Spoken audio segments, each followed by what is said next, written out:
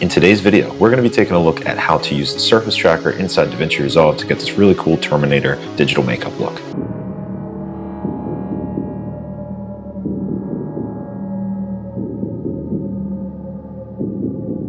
Inside Resolve, I've got the shot that I'm going to be working with, and all I did was scuzz up my face with a little bit of makeup, and I grabbed a screenshot so that I could come into Photoshop. Grab this still here. This is just something I found online. So I just copied this image from Stan Winston School and I pasted it into Photoshop over top of my reference image. Obviously, we need to flip this around less recklessly. It's obviously not going to be a perfect angle fit, so just do your best to match it up. I'm going to cut roughly around everything that I don't need. Probably going to use some of this scuzz on the nose and some of this damage up onto the forehead. So for now, I'm just going to rough cut this out and go to select inverse and cut everything out. Now I'm going to hit Command T and resize this guy a little bit.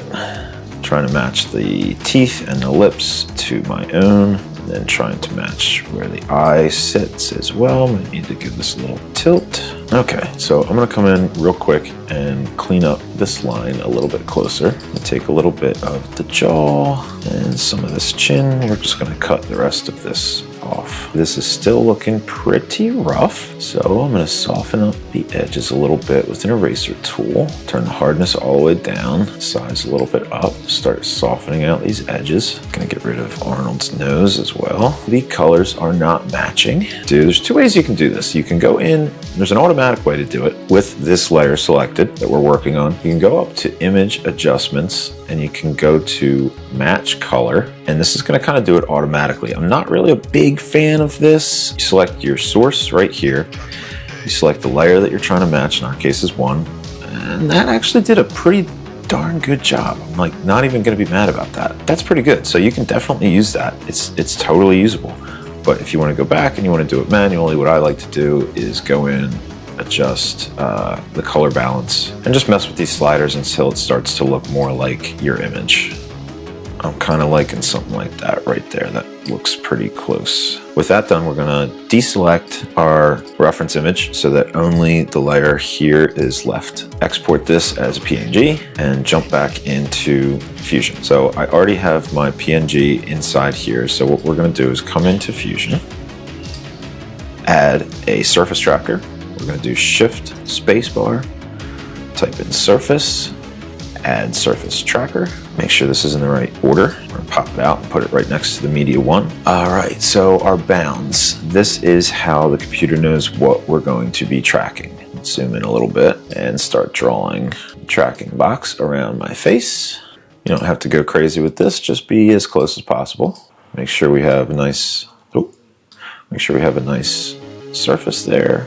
Next, we're going to go to mesh. You're going to bump this point number limit all the way up.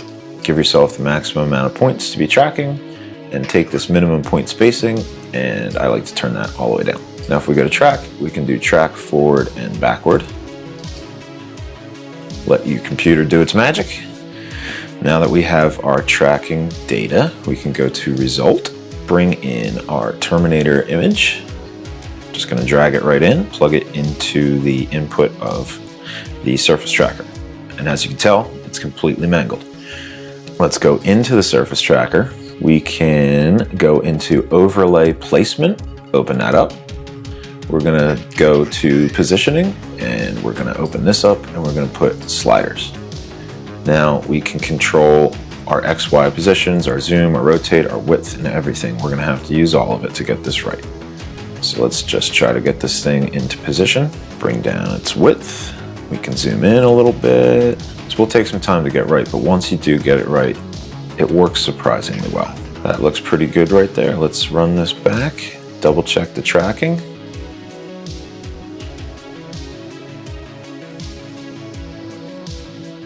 Tracking looks really good on this actually. The last thing that I'm gonna do, Command Shift, type in motion. We're just gonna add a little bit of motion blur in there. Leave it on default, 50% is totally fine. That gives it a little bit of subtle motion blur just to really tie it together. I'd say we can call this one done.